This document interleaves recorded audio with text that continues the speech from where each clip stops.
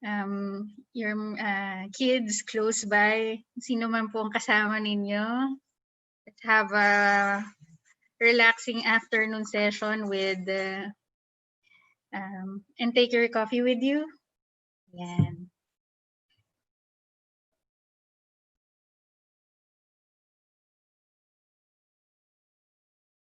All right. Again, please don't forget to register your attendance in the chat box.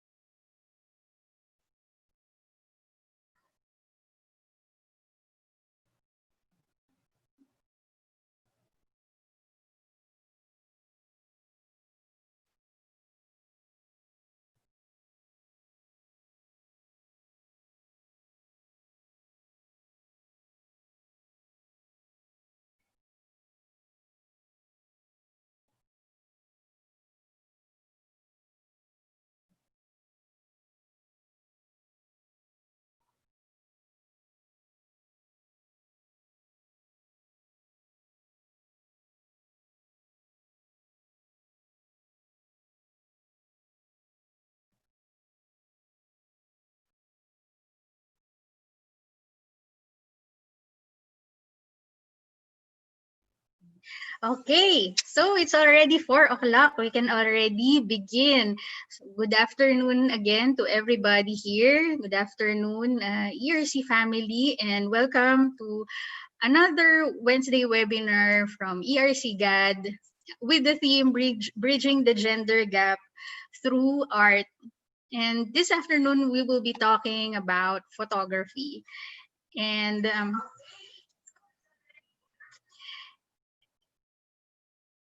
if you notice in our invite, there is a quote that we mentioned there. It says that we are making photographs to understand what our lives mean to us. Kaya naman po ngayong hapon, more than the, even more in-depth than that message, we also know more techniques on how to make our photographs carry the message that we have and let others know what they mean to us. Joining us is our resource person. Nagulat tayong lahat at natuklasan na ang taong ito pala ay super talented. We all know him to be the chief of our Visayas Area Operations Division. So ang ating VAOD is headed by this person. Very articulate speaker, articulate writer, and self-confessed foodie. Dapat food din yung iniisip niya na i-share yung knowledge na sa atin. And little did we know that he is, or maybe others already know that he is a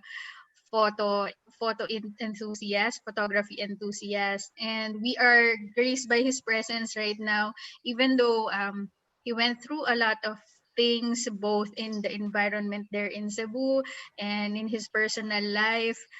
We are very, very grateful to have with us this afternoon ERC's very own photography enthusiast, Attorney Joel Bantuyan. Hello, sir. Hi, Attorney John. Good afternoon. Sa tanan, maayong hapon to all those who are participating in this afternoon's GAD webinar. I'm preparing a short slideshow just to refresh us. If you attended last Monday's flag ceremony, there was a presentation by yours truly.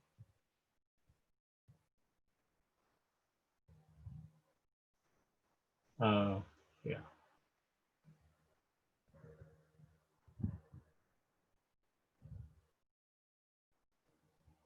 Sandali, ha? Can you hear me, Attorney John? Yes, Attorney Joel, so you're clear. Okay, this is just the refresher of what we had last flag ceremony. So let me just mention a few more elements about photography and how to take better photographs now. Ang photography in the past was only undertaken by the master, so that's why we have great names like Ansel Adams, a great American photographer. If his pictures before were mainly black and white. These are the times of black and white because color film was not yet invented at that time. Also, their cameras were so heavy and quite expensive. But now we have smartphones that are actually sometimes much better than the cameras of old, no? And then if not smartphones, we have our digicams. So we have practically democratized the art of photography. So everyone now, almost everyone actually is a photographer. When we go to restaurants, we sometimes ask our food servers to take pictures of us, and yet uh, we fail to accredit them when we show the pictures that these servers have taken of us when we show them to our friends. So we are actually rewriting the future because by taking a lot of photographs now, we are documenting not only each other's lives but the world around us. We take a lot of pictures and we post them on the internet. These are something that the future generations would see what we are doing now. But with the availability of many gadgets that could take good pictures, good quality pictures, meron ding napansin yung mga experts na parang deterioration in the quality of the photographs that we have took. Just like when we had Apple, when Apple invented the iPad, uh, the high quality sound or audio that our forefathers or our fathers or parents used to enjoy before, ginawang MP3, nag-degrade. So nagiging culprit daw yung iPad sa degradation ng type of music. But now we are getting back to high resolution audio. Now, with regards to photography naman, after the initial na parang uh, over-excitement about photography, na maski sino makakuha ng pictures, which is actually good, but maski anong pictures na lang ang kinuha without actually trying to study the elements of photography for us to take good pictures. So we are going into that, and if you look at Facebook or especially Instagram, you can see a lot of better pictures now compared to what happened when we started. So sa photography, just like any art, it has certain rules and elements that we have to follow and observe or use before we can actually take good pictures. We have to remember that the camera is not really the thing about photography, no? Because usually sasabihin ng mga tao na he can take better pictures because he has a better camera. Well, it can be also true, but maski smartphone lang ang camera mo or the most basic na digicam, you can take pictures if you try to analyze your subject and try to put your subject in the best composition, in the most flattering angles you can actually find. No? So we have to improve even if we don't make even if we don't make this our hobbies, or if we don't make this into a profession, since we are taking pictures, we are documenting the world around us. I think it is our duty to recognize that it is our responsibility actually to take good pictures for the generations to come to enjoy. So let's go back to what I have presented before. So in photography, composition is very important. Sa photography kasi, para itong composition ng isang literary masterpiece. Or if you are into painting, you don't just paint anything. You have to make a good composition, even if you paint from imagination or paint from memory. You still have to compose to make it sure na lalabas yung subject mo in a very nice way. No? So photography is all about composition. Without good composition, pictures tend to become not engaging, plain, and boring. Unknown to many, the universe has already given us the concept of beauty and good design. Beauty, as it turns out, is couched in the universal language of mathematics. It is what is called as the Fibonacci numbers here.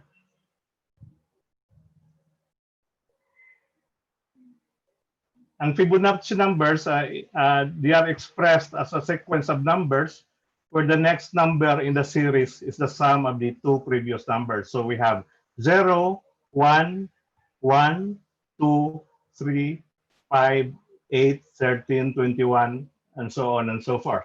Now, if you illustrate that sequence, ito ang mangyayari. Now, you notice that even in nature, nandyan yung tawag na golden ratio or golden proportion. So in the petals of a rose, for example, you can see or you can witness the golden proportion. Same thing as anything beautiful in nature, like in the how vines twirl and curl, yung sa sunflowers, yung arrangement ng mga seeds niya. In the chambered nautilus, on the lower right, when you cut a cross section of the chambered nautilus, you would find that even the chambers inside follow this proportion. In the arrangement of the what you call these leaves of the cactus, it's found the golden ratio is found even in the hurricanes or storms, the twirl of the hurricanes and the storms, the Fibonacci number is present. Even in the formation of the spiral galaxies, the Fibonacci sequence or the golden proportion is there. So actually, since it is math, it is present in all the universe. In architecture, even the ancient Greeks have already discovered this sequence or this golden proportion. So in this picture is the Parthenon, the Greek Parthenon in the Acropolis in Athens. The design of the Parthenon is an expression of the golden proportion. Sabi nila, hindi lang limited sa nature, design, sa architecture, even daw yung mga proportion sa mukha ng mga yung people whom we generally consider as beautiful, the Fibonacci numbers or the golden proportion is still present. Now, wala dito, but if you analyze the work of the masters like Leonardo da Vinci, Michelangelo, their paintings are also using or utilizing the golden proportion. So another element of photography, curves. Ito yung hindi ko na banggit doon sa ating flag ceremony, but itong curves would make an image easy to look at because they lead the eye of the beholder. Just like lines, straight lines, the curves also lead the eye of the beholder on what's on the other end. Like in this picture of a road going through a forest.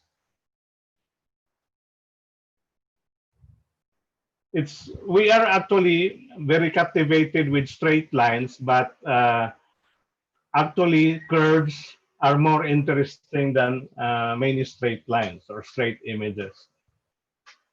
Depth of field, we have mentioned this before. The depth of field is very important when it comes to isolating your subject from the background. Later, I will show you sample pictures that demonstrate depth of field, but suffice it to say that at this point, if you want a very, like for example, in landscapes where everything is in focus, that's what we call a very deep or wide depth of field because you want everything to stay in focus. Now, when you're using a manual camera or a camera that could be operated in manual, usually you use a very small aperture in order to make everything in focus from the foreground, the middle ground, up to the background. So usually the focus is sharp up to infinity.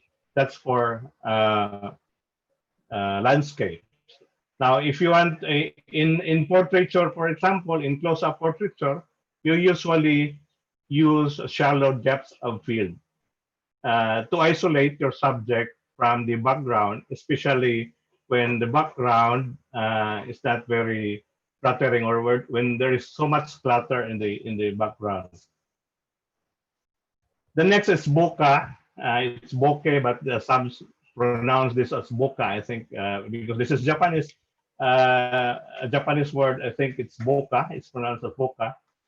Boka simply means that there is an appealing, pleasant blur in the background. You use pleasant blur in order to emphasize or isolate your subject from the rest of the image.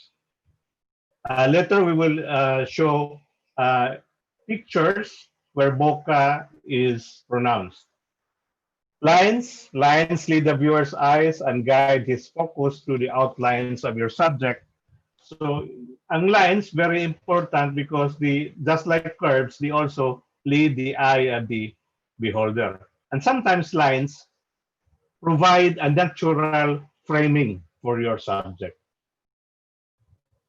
Patterns, ito yung parang repetition, or because our brain is hardwired to look for patterns. Patterns are very interesting, especially when you use that in photography. So you look for patterns, interesting patterns, unusual patterns. If you can find crop circles, for example, those might be interesting if you use drone photography. But patterns exist in almost anything. It's up to the eye of the photographer to discern or look for patterns.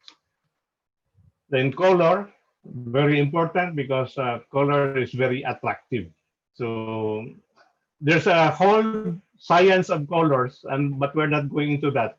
Suffice it to say that if you know what are the primary colors, the complementary colors, when you know this by heart, you tend to use this to your advantage.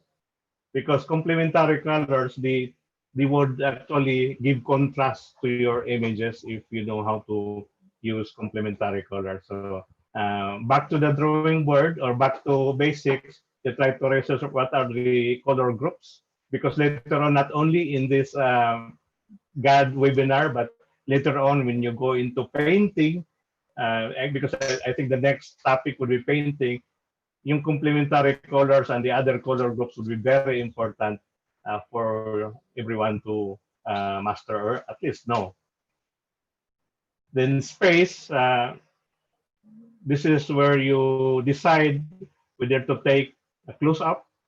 Ilagay mo yung subject mo very close, that would occupy the entire frame, or make your subject very minute compared to the entire frame of the image.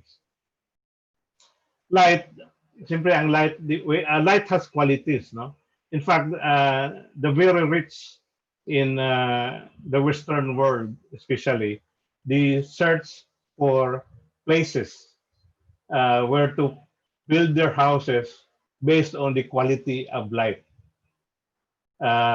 In photography, light is very important because it determines the color temperature of your photograph. So why is it that pictures taken during early morning and late afternoon, especially after the sun has set, has certain color qualities that cannot be found in pictures taken at midday? Nasabi ko during the flag ceremony na we in the tropics, we who are living in the tropics, have a very narrow window that enables us to take good photograph. So usually very early in the morning before sunrise and a few minutes after sunrise, and then in the afternoon. By midday, the light is very harsh. In fact, there are some complaints about movies in Hollywood na if the setting is in a tropical place like Mexico, the Philippines, any other areas na nasa tropics, they use very warm colors. In fact, if you have noticed, and if you have watched Extraction in Netflix, it's set in Bangladesh. The color is very warm, very yellow.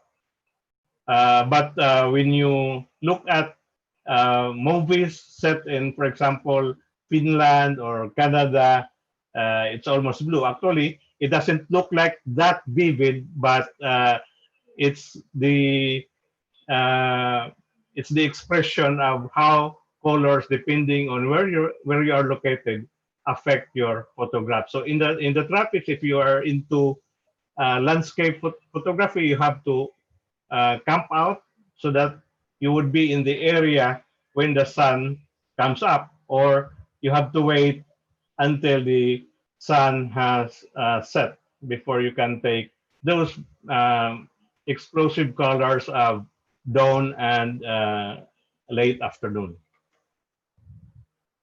Sa texture naman, you can feel the texture of the subject if the subject is rough or how smooth the subject are. That's why when you look at images where of marbles, for example, they glitter because they look like crystals.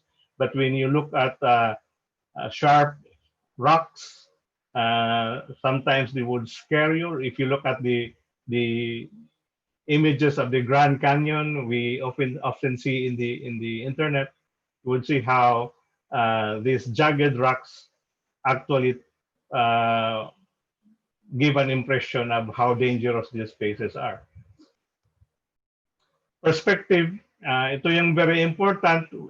People tend to uh, not very mindful when it comes to perspective. No, it's where you are. Perspective uh, in sa practical photography, when you are taking the pictures from above, tapos yung pinipicturan mo yung kasama mo, yung tao, take it, if pictured from above, usually magkakaroon ng distortion. Mag-shorten yung katawan niya, yung paa niya. So if you want to be long-legged, sabi ko, you let the photographer take your pictures from level below you. Also, lenses affect perspective, especially wide-angle lenses or fisheye lenses. You don't take portraits of your friend using a fisheye lens. Otherwise, the distortion would be very, very bad. Your friend might unfriend you in Facebook if you do that. Also, that's the reason also that in portraiture they usually use lenses that are intended or generally accepted as portraiture lenses like 85 mm. In fact, the glamour photographers use longer telephotos like 200 mm and even up to 300 or 400 mm. That would really be very flattering to the subject. Walang distortions because if you use wide angle lenses and tendency ng tao kasi close up, you would tend to move very close to your subject. So mas lalabas na malaki yung ilong compared to the rest of the features, the facial features. So these are things that you have to consider when taking photographs of your friends, especially that almost everyone is using smartphone. And smartphones have very wide lenses because these are very small lenses. And if you take pictures too close to your subject's face would be distorted. So yun ang end ng PowerPoint presentation ko.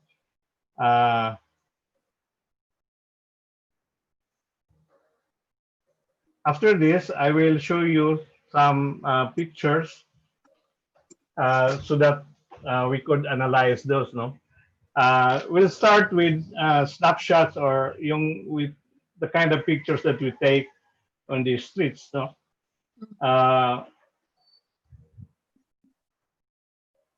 So for this one, Attorney Joel, can we invite also yung participants natin na mag-comment sa chat box? To feel free to comment in the chat box based dun sa mga pictures din na makikita natin. Yes, especially if you have better ideas, because I'm not a professional photographer, I'm only a hobbyist. You can actually post some suggestions for improvements for everybody, including me. And also, if you also need some tips on how to do this, well, this is something that we could not do at the at this forum. But if you if you want to ask some more tips, you can actually email me later. But for now, we'll just talk about these pictures that we have here. So I'm actually using the Photoshop because Photoshop renders very good colors. No, they don't actually distort the image, and the colors would actually stay the same as what you have intended the photographs to be. No? So this is a picture of Festival Queen I took in one of the Sinolog celebration in Cebu. So there was a lot of dancing in the streets, and usually this very colorful. So everybody, yes. Yung pong, I think it's not projected in the screen yet. The okay. Sorry. Photoshop. Let's switch to that. Yes.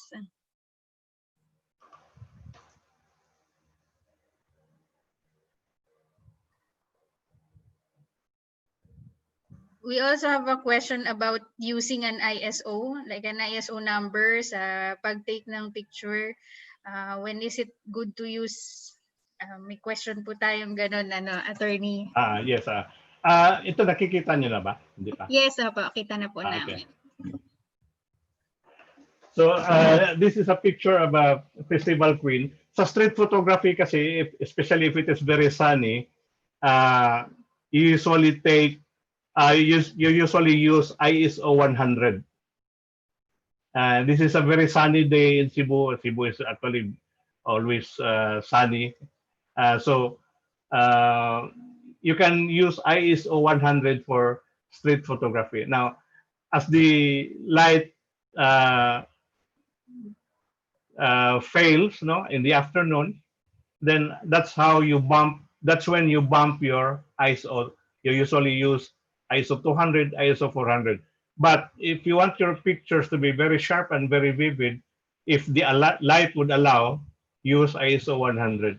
Ako, may para wala nang maraming adjustments, I just put my ISO to automatic kasi nasa settings na yung karamihan ng mga cameras, including nga sa smartphones natin, meron na mga automatic na ISO. So ang change ko na lang doon sa aperture. Especially in this case na medyo cluttered interesting yung background, pero actually it would steal away the focus if the background would also be in focus. So in order to isolate the subject, I used a wide aperture. Yun ang inano ko na lang, yung aperture. Yun ang change ko. Yung ISO, I left it at automatic para mas madali. Kasi in street photography, you have to be very fast. It's very important for all aspiring photographers to master the camera, the operation of the camera. Remember, your camera is a tool. It's a high precision instrument. So you have to know how to use the tools before you could actually take good photographs out of it. The next picture, this is also during the Sinolog, so we can still consider this as street photography. One of the categories kasi sa Sinolog Festival, sa photography contest, yung mga side lights. So I took a picture of this dad carrying his daughter on her shoulders.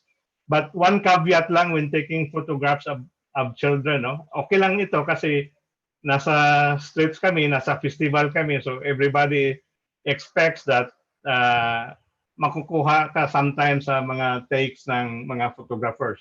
Especially this one, the daddy is also a photographer, so I did not think he would mind na nandyan yung picture ng anak niya. But be careful when you're taking pictures of children. If in a play, even if ito lang yung exception actually na ma-remember ko, usually kasi when you're in a public place, anyone can take pictures of you as long as hindi lang sobrang invasive, no? So, hindi lang yung in the face. But when it comes to children, hindi ka talaga pwedeng kukuha ng pictures of children without the permission of their parents, even in public. Just be very careful because there are some parents who are very zealous in protecting the privacy of their children, because especially now that anyone can post pictures in the internet, parang it can be a security concern. Or there's also the fear of using those pictures of children in child pornography. So be very careful in taking pictures of children, no matter how interesting they are, how attractive they are. It's prudent to ask permission before taking pictures of children. Ito okay lang because this is my son, Gustavo. Gusto niyang lumangoy sa swimming pool when we were in Ormoc. Ang mother kasi niya is from Ormoc. But then it was a very hot day. So ito yung facial expression niya when I said no, na mamaya na siya pwedeng lumangoy doon sa swimming pool. Now, taking pictures of children also, you have to take care, especially if you want your picture to be taken along with some children. Ang children are natural scene stealers. So, mawawala ka sa passing pag kasama mo mga bata sa picture. So, if you want to be the star of the show, star of the picture, then it's better to avoid having your picture taken with some children in the image. This one, I took this in Ormoc, sa Lake Danau. Nag-show off yung bata ng catch niya na fish. So these are interesting scenes or sites in street photography. Well, this is not really a street, but you can still consider this a street photography. You can actually find very interesting goings on in public. This one I took in the Rotonda in Karkar, in the city of Karkar in southern Metro Cebu. No? These are musicians, old guys, but they are having fun using their string instruments. This is one late afternoon in Karkar. So in street photography, you can take pictures of people doing exciting things. So this is unusual because very few people now do these things when making music in public, just having fun.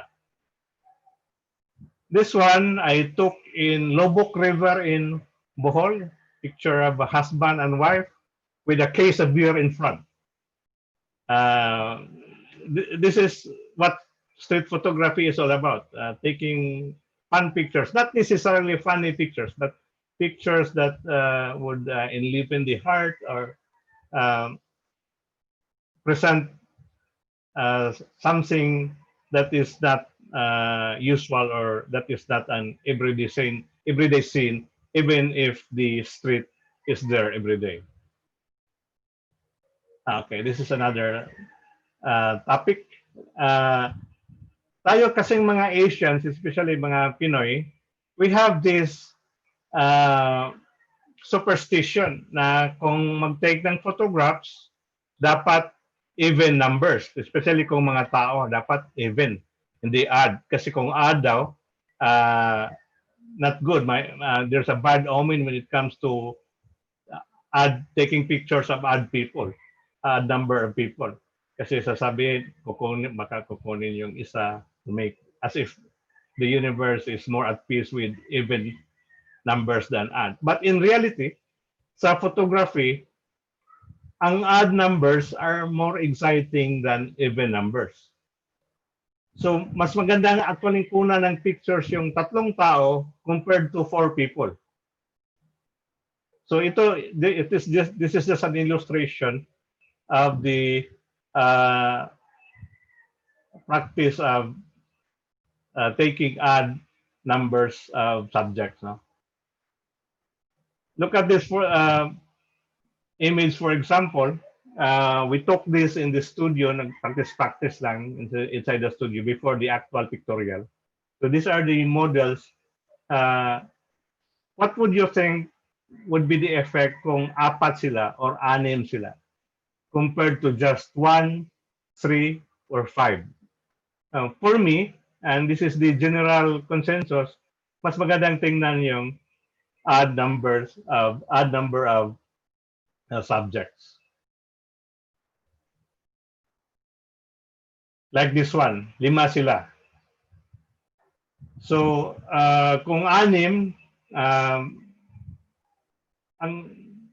when it comes to subjects kasi yung symmetry or yung even numbers, medyo dihado compared to odd numbers. Ang next topic is yung colors, no? So this was taken in Nami Island in South Korea. So dito, aside from the very exciting or interesting colors, we still follow the rule of thirds. So the river and the sky, so between them there's this vegetation, although not in a perfect proportion, but we still follow the rule of thirds to make the photograph more interesting. So there's this explosion of colors. Tapos there's the reflection.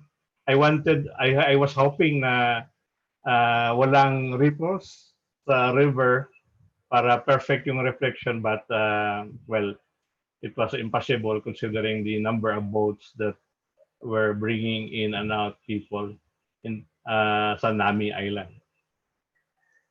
This one, I really like this picture. This is a very old photograph I took when we were in Cagayan de Oro. So when we were about to disembark the boat, I saw this mother and child. So I took my long telephoto from above deck, and I took this picture. As I said, colors, yung primary colors nandito.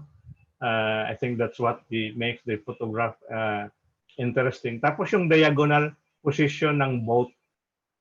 Compared siguro sa kung ang boat is nasa horizontal or purely vertical, I think itong diagonal positioning ng boat with respect to the frame is more exciting compared sa ganon. Okay, so let me move on sa iba pang topics.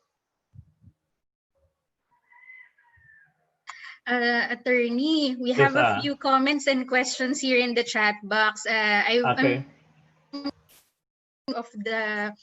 Of them, and also would like to acknowledge the presence of our chairperson. Ma'am Agnes is here with us in the webinar. Hi, Ma'am Chair. Sorry, late ako. Kagagaling. Thank you. Hi, Chair. Good afternoon. Joel, condolence. I thank you po, ma'am. Okay, if I may read a few comments here about street photography, Miss Ichu was saying that you have to capture it at the right time, and really agree to that because capturing the moment is like the fun and the challenge at the same time of a street photography or a candid, spontaneous photography. And we also have a question here sa inyo po, Attorney Joel, about taking pictures in sporting events. Have you ever tried that? Or maybe events with fast movement, aside from festivals po na napakita nyo sa amin? Yes, I tried sa isang soccer match in the University of San Carlos. It was an amateur match San Carlos. In sports photography, especially in soccer or football, where there's a very wide field and you're very far from the subjects, sa mga players, you really need a very long telephoto lens. So yan ang mahirap. But when it comes to, like, for example, basketball, where the court is not that big, you can make do with about 100 mm to 200 mm na telephoto lens. No? But in basketball kasi, it's usually done inside yung mga courts nila, inside, not like soccer or baseball na nasa labas, maliwanag. Mm-hmm. You would need fast lenses, fast telephoto lenses, and those are very expensive. I don't have those actually.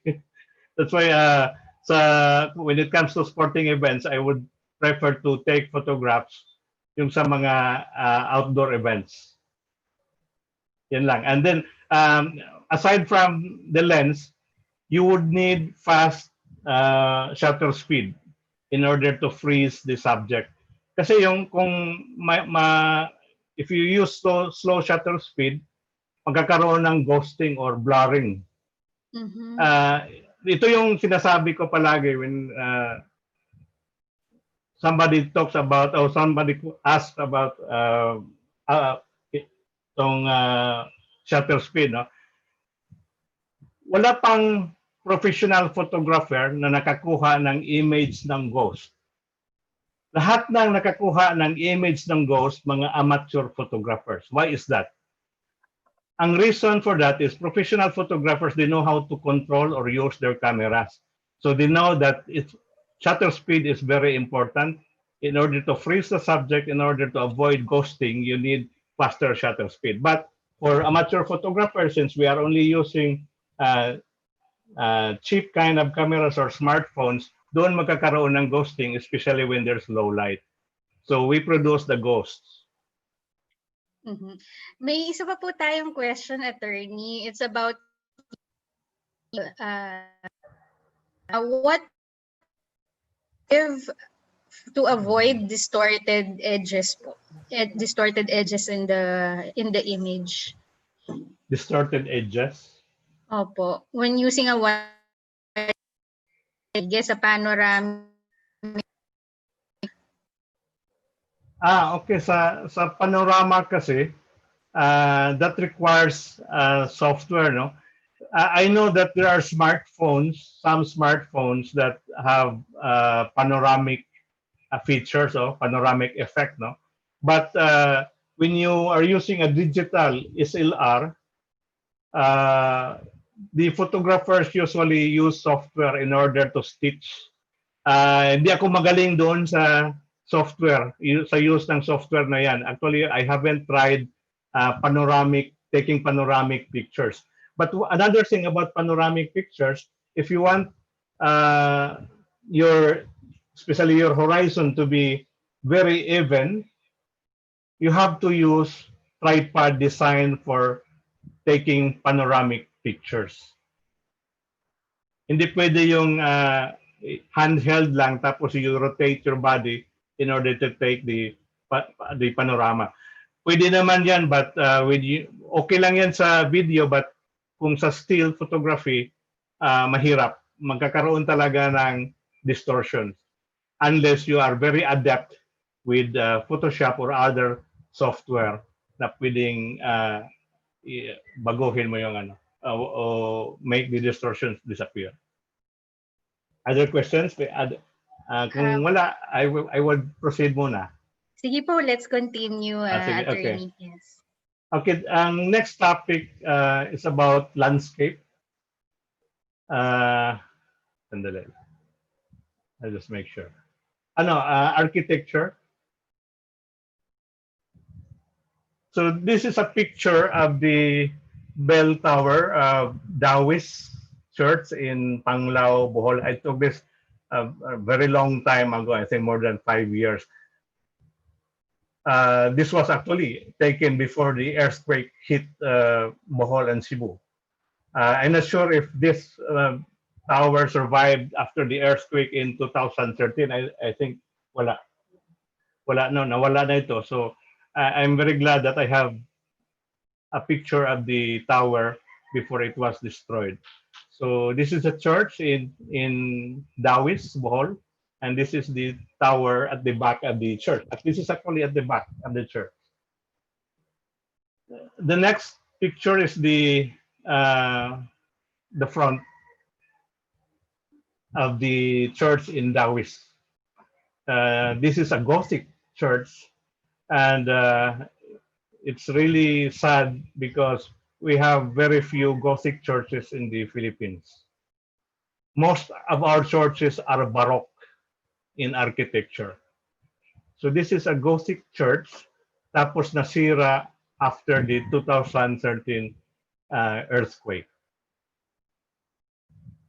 This is also the bell tower of the church in Karkar, Cebu. Hindi ito nasira, nandyan pa siya, nagkaroon lang ng kunting damage but it's still there. What drew me to this place, sa Karkar, is yung puntahan mo yung Karkar where the church is located, talagang typical siya na Spanish setup. Nandun yung church that would also provide as the fortress in times of invasion. Then nandun din yung munisipyo nila, yung town hall. And in the middle is the plaza. And then there's a fort at the other end facing the sea where there are bronze cannons. They still have that set up in Karkar if you can visit Cebu and go to Karkar. So aside from buying chicharon and lechon, you go to the place, malapit lang ito sa where the chicharon is binibenta, then visit this area. This one is a picture of the side door of the Molo Church. That's actually my wife posing there to provide scale. So makikita nyo gaano kalaki and how tall is the doorway of the Molo Church in Iloilo. Matagal na rin itong I took this picture a long time ago also. Then of course, I think you know her, si Freda. This was taken in Cebu also, the Temple of Leah. So exciting kasi yung columns tingnan. And I just don't have the pictures of the frontage, but it looks like the Greek Parthenon in the Acropolis, especially that the Temple of Leah is on the top of the mountain. And actually, this is still in Cebu City, very close to the city proper, except that it's just above the mountains. So here, the columns provide the framing for the subject.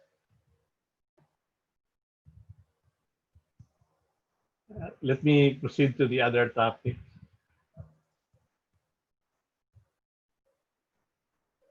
Sorry for not opening this in Photoshop at once because Photoshop takes a lot of memory and di kaya ng computer ko.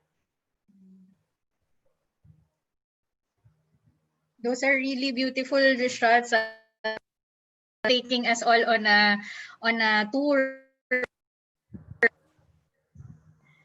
virtual tour ngayong quarter.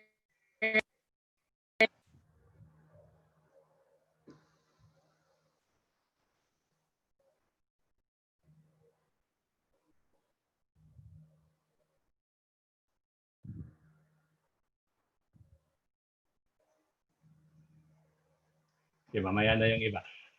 Ito, black and white, more precisely sa infrared. Na may technique kasi sa photo editing na instead of the usual black and white, you put in filters para magkakaroon ng infrared. You could actually take directly infrared pictures from your camera, but you would need an infrared filter. You put that filter before your lens, and that would actually be very dark ang resulta niya. So you would need a tripod. Kaya nga yung infrared photography, it's usually done or used only for landscapes where tripod can be used and your subject is not always moving. So, but in software, it can also be done, but I think it's still better to use the filter. I don't have the filter because it's very expensive. This one is a picture of the wife of my nephew during their wedding. Hindi ito nagpo-post lang as model. This was actually taken right after the marriage ceremony. This was taken in Montebello Villa Hotel, the hotel at the back of Baod. Okay. This is the landscape picture of the old grandstand in the BISCOM, Visayas Command.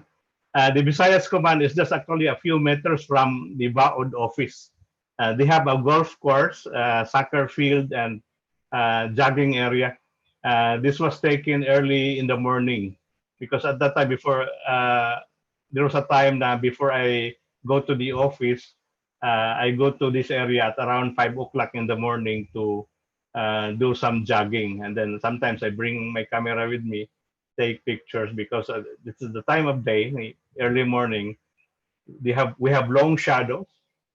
So I took this picture of the grandstand when there were not too many people around. This is a picture about waterfalls in Biliran. I think this was taken 2016 or 15. Here, I used slow shutter speed. But although hindi siya madilim, hindi siya madilim, I still use slow shutter speed in order to make the water look like this, parang milk. In order to do this, you need a neutral density filter or not, much better kung you have this filter na that would make your images go dark so that you could take pictures, long exposure kasi ito eh. So you would need a lot of time for this in order to blur the water.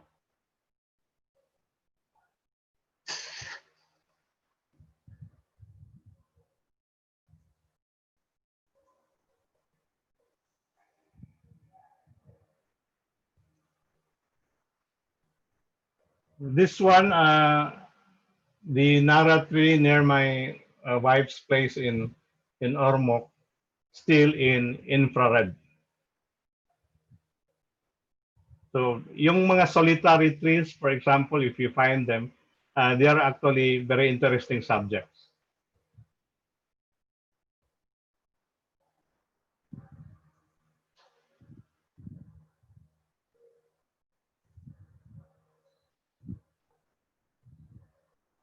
So kanina, I mentioned about bokeh, but it's spelled like it's spelled like bokeh, but they say that this is Japanese, so it's bokeh. So ito picture ng anak ko, si Gustavo. He's also using my old camera, very old camera. I think this was my second camera. Wala nang value ito ngayon. Yan ang problema kasi sa digital cameras, madaling ma-obsolete.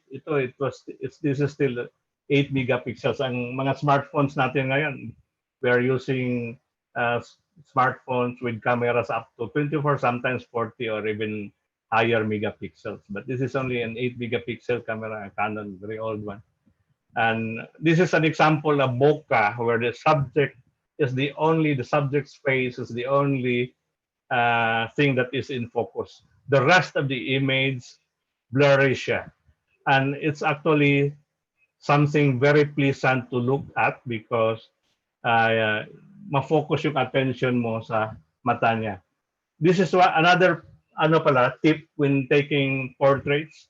You focus on the eye that is closest to the lens.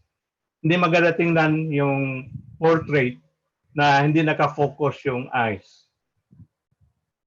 So here, ang background, which is a lot of foliage and vegetation, green and yellow, magandang tingnan kasi it gives contrast sa color ng shirt niya. The next picture is the picture ng wife ko. Same thing. Very close siya sa akin. I used 50 mm for this. 55 mm for this actually. This was in the beach. But instead of having the beach as the background, I used the garden, the beach as the background. So I got this very pleasant color sa likod niya na nakabuka because I was very close to her and the aperture, the opening of the lens was so wide that it blurred the background.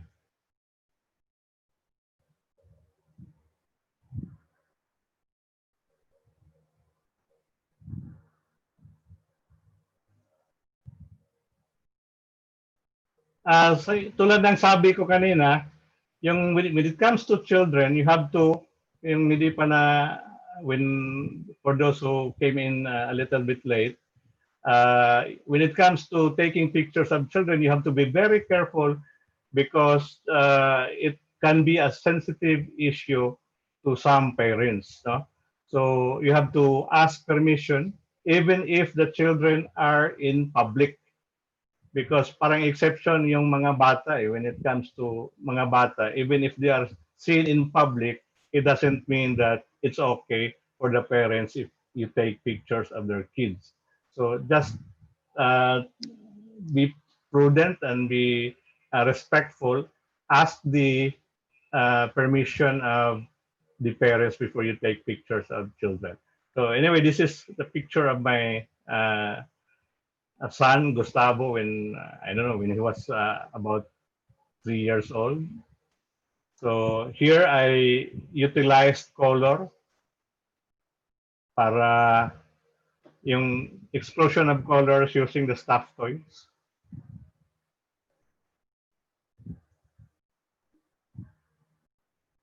So keep in mind that when taking pictures, maski cluttered pa yung area or yung surroundings niya, dapat yung focus mo nasa mata. Ay, sorry.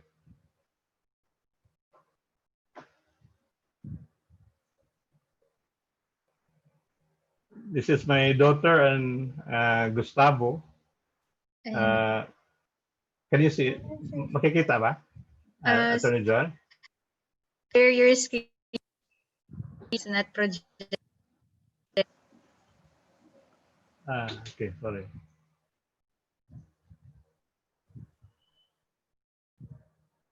Wala. Okay, it's Makikita back. na? Yes, it's okay. back. Okay po. So ito yung as I said, be careful also if you want your picture to be taken with children in the image because yung mga bata, natural scene stealer sila eh. Kaya ngayong mga artista in the movies or sa mga TV shows, they tend to be somehow wary when it comes to have children in the same footage. So, kasi mga scene stealers ng mga bata, they're naturally cute. Maski nga yung mga kids ng mga animals, they are a lot cuter than the adult ones.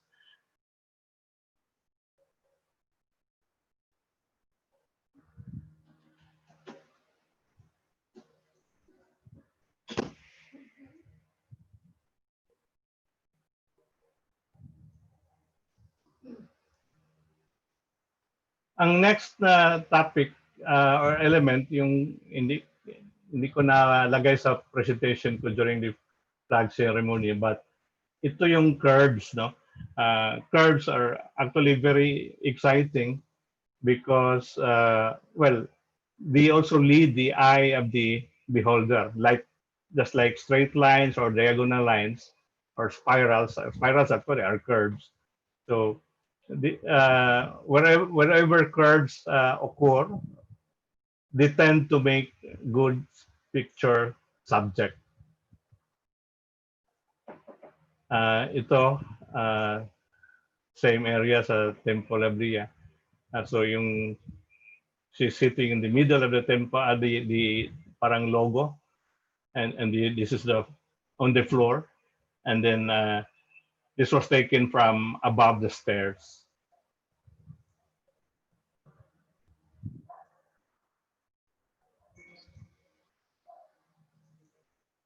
This one, we took this with my friends isang studio. This is just to showcase that even yung human body can present curves. You have to take it. You have to take the photograph very carefully so that it would not be classified as parang smut or parang pornography. But this, artistic way sa studio photography pala, iba yung istorya doon. Kasi in studio photography, you have to place your lights in order to highlight your subject. In this type of picture, ito ang tinatawag natin na low-K picture. So hindi siya bright. We're just emphasizing the outlines of the human form.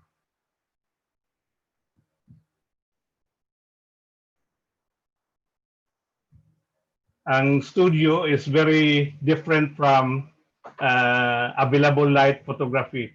Mas mahirap para sa akin yung studio. In fact, in that picture, we were assisted by the owner of the studio himself, who placed the lights and controlled the intensity of the lights.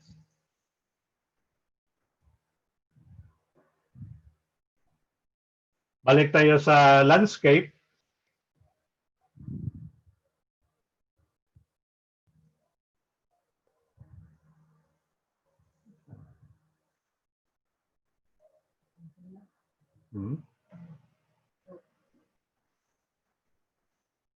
Balik tayo sa landscape. Sa landscape, maganda talaga tingnan kung merong a lot of foliage, yung greens, yung greenery.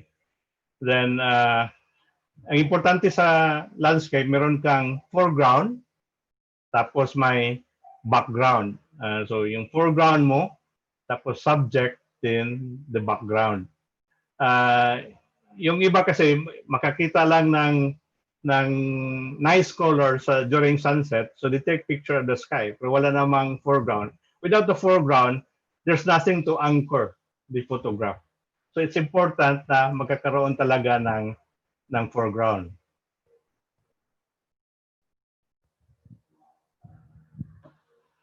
This one, taken a long time ago, but also in Panglao, Bohol.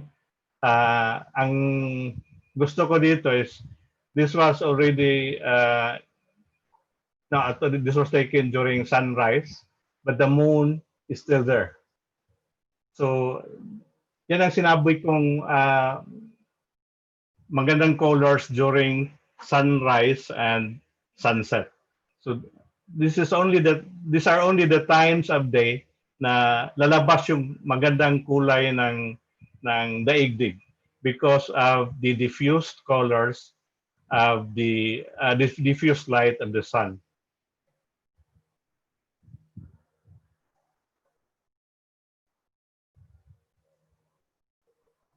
This one, also in Balikasag Island in Bohol, one of my earliest photographs. Dito, you need a neutral density filter or graduated density filter para makuha mo itong klaseng blue ng sky. Some would use tobacco filter, but in this case, I just use a neutral density filter. Oh, yeah, the neutral density filter because I don't have a graduated density filter. Filters are quite expensive. So you just choose what is most useful for you.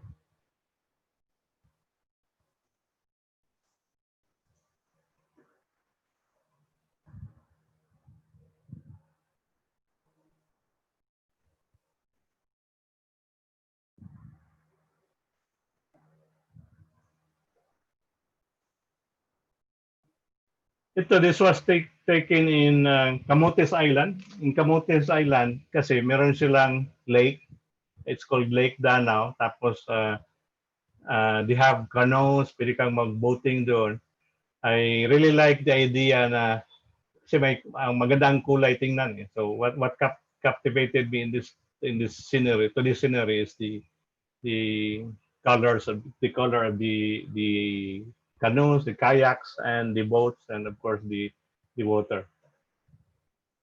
This one, I think, taken in 2011 in Boracay. This was during sunset. Sabi ni Com Castaneda, Joel, sama ka doon sa mag-tour around the island. So I brought my camera with me and I kept sila naliligo. I kept snapping pictures at this very nice villas.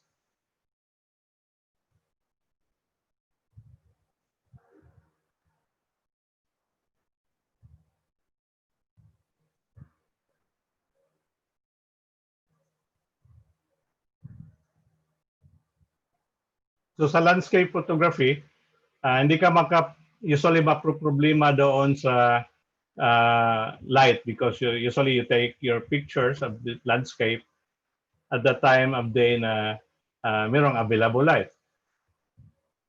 This one was taken in Maribojoc, Bohol, before this was destroyed by the 2013 earthquake. They call this structure as Castillo de Maribojoc.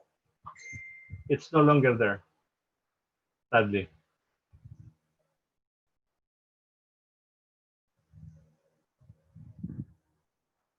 So sometimes, other than black and white, you want to have that image or the image presented as a sepia. Para kasi yung sepia, parang those are pictures that taken from, parang they appear taken from memory. So this is actually a picture of yung kahoy na wala ng mga dahon. This was actually taken very near my place in Mandawi. This is just in the town of Liloan, beside the lighthouse in Liloan. So this is facing the strait where you can find the Camotes Islands at far. This is not yet the Camotes Islands, but the Camotes Islands are somewhere here.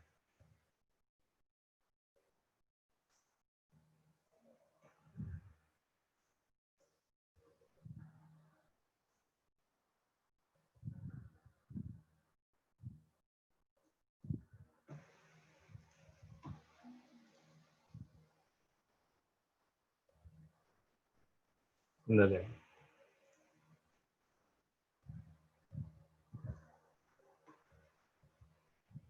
Okay, this is daytime in Panglao, Bohol. I think taken sometime in 2008 or 9. Here, very bright day. It really emphasizes how white is the sand in Panglao, Bohol. This is a very saturated picture of the San Juanico Bridge in Tacloban, connecting Tacloban and Samar. That's Samar there. This is taken from the bridge itself. So these are the islets you can find in San Juanico's Strait. It's quite saturated because this was taken late in the afternoon. This one I took in Boracay sometime in 2000, 15, I think. This was sunset. So the moon is already there at the top. Then there's interesting cloud formation, and of course the sea and the people strolling the beach. Now, when it comes to taking pictures of seascapes, you have to make sure that your horizon is horizontal. That's why they're called horizon. So it should be horizontal. Pag naka-diagonal yung horizon, di magandang tingnan yung photograph. So maski saan ka pa naka-face, when you're faced with a horizon like this, you try as much as possible to make that horizon horizontal and straight as possible.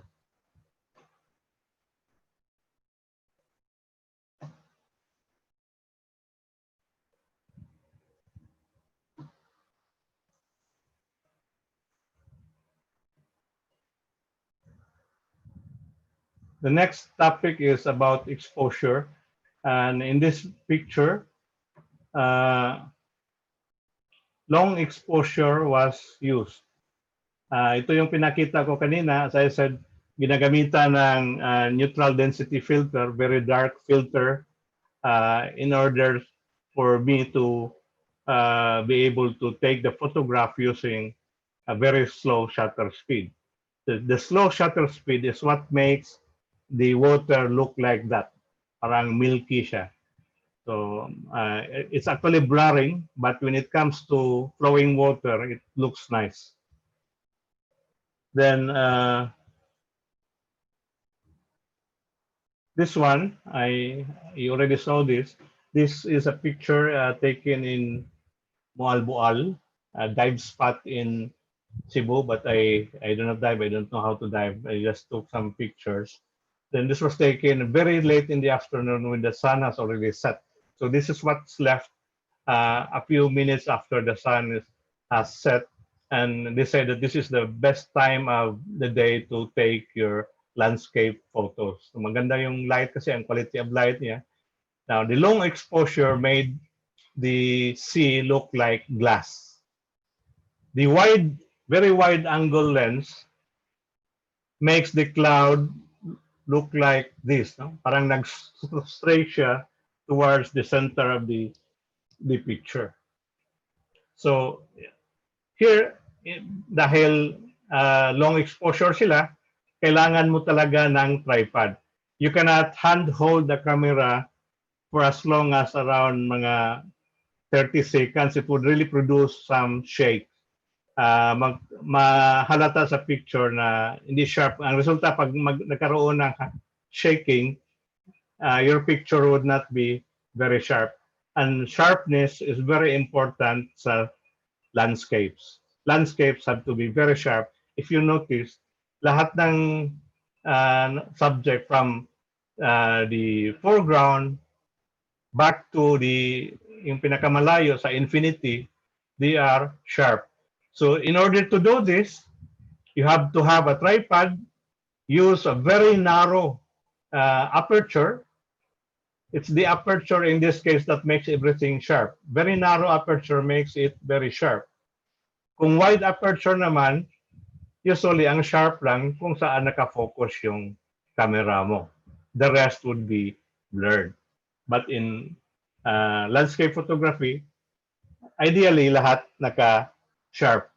You try to observe sa mga photographs na makikita niyo from the internet, especially those taken by the masters photography. When it comes to landscapes, talagang sharpness is the key.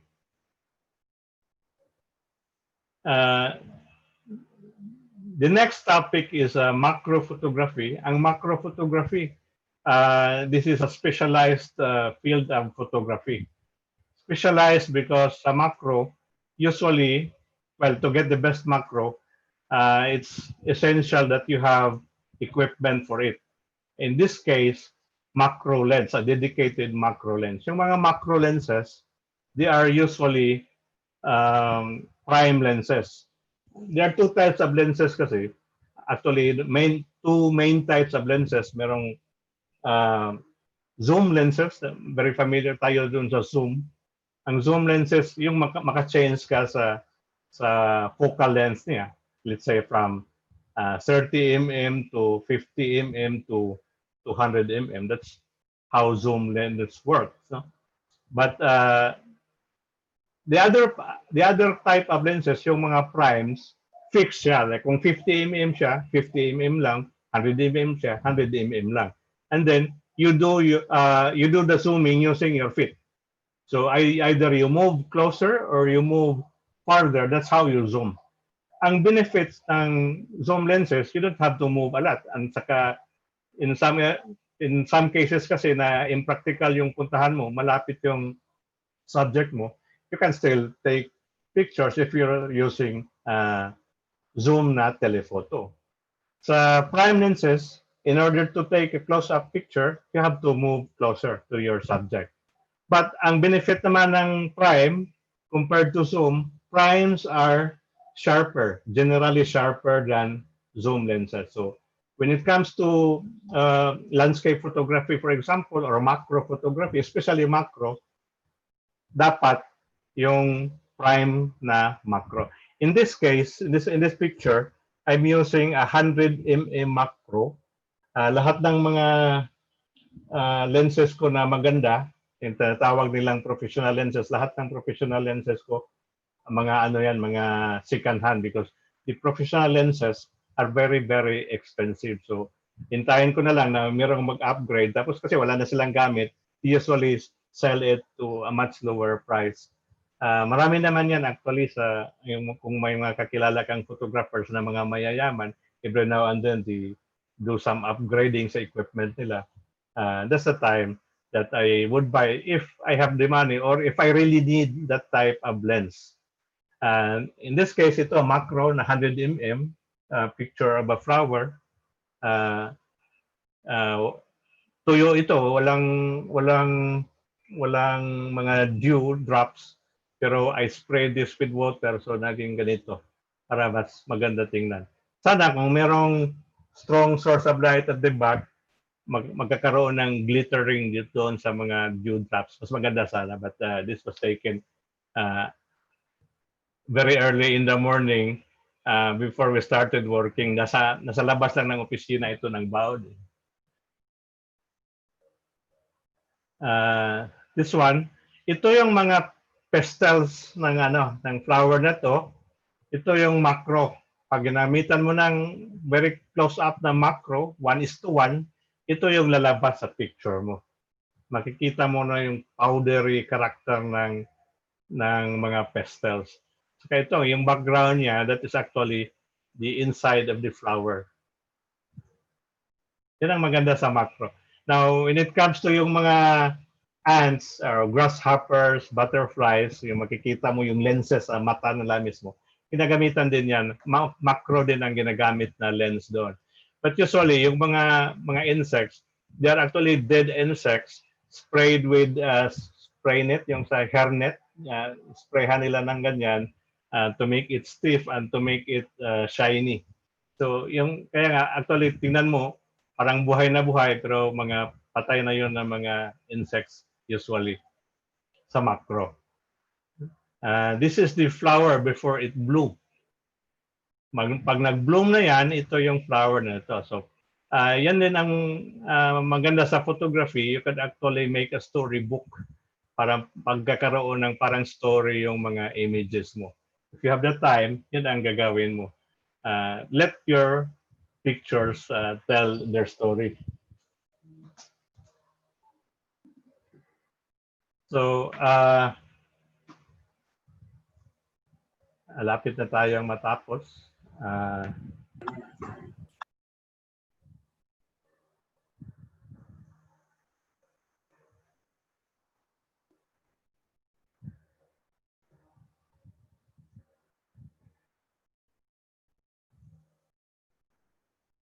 So ito ang black and white portrait. Sa portraiture, importante yung yung in focus palagi yung mata. Sandali lang po.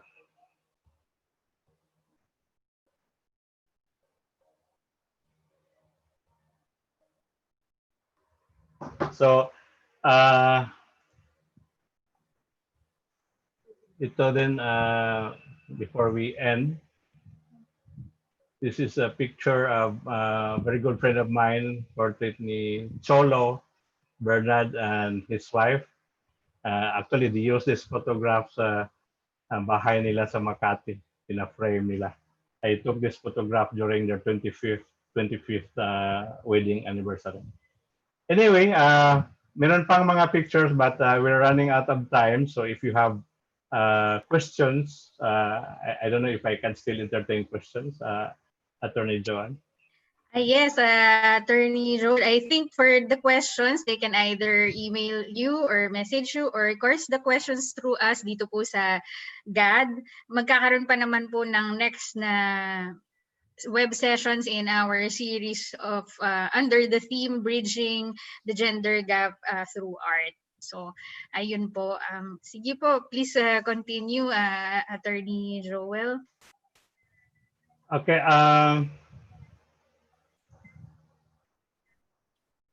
Meron ding sa photography, what we call as still life. And sa still life, usually still life in animate objects that are interesting. Yung iba doon, yung even spices they use as still life. But here are a few of my own. Ito, window on a wall. Besides sa house namin doon sa Cebu City, sa house ng parents ko. But this is a neighbor's window. It's on a wall. Tapos, this one naman, kung natatandaan nyo yung kanina, tower doon sa Argao, church ng Argao, ito yung close-up ng clock niya. Sira na. But may character pa rin. So, yun ang pinicturan ko using long telephoto 200 mm zoom na telephoto. This is the Lobok Baptistry, Lobok Church in Bohol. This is already destroyed by the 2013 earthquake.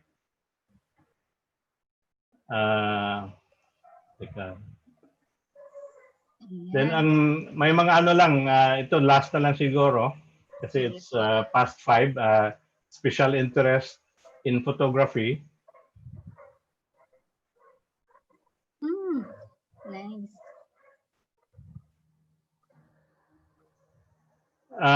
This is the picture of the moon. This one I used hindi yung ordinary lens ang ginamit ko, yung astronomical telescope. I use an astronomical telescope to capture this picture of the moon. So dito kitang-kita yung mga craters niya.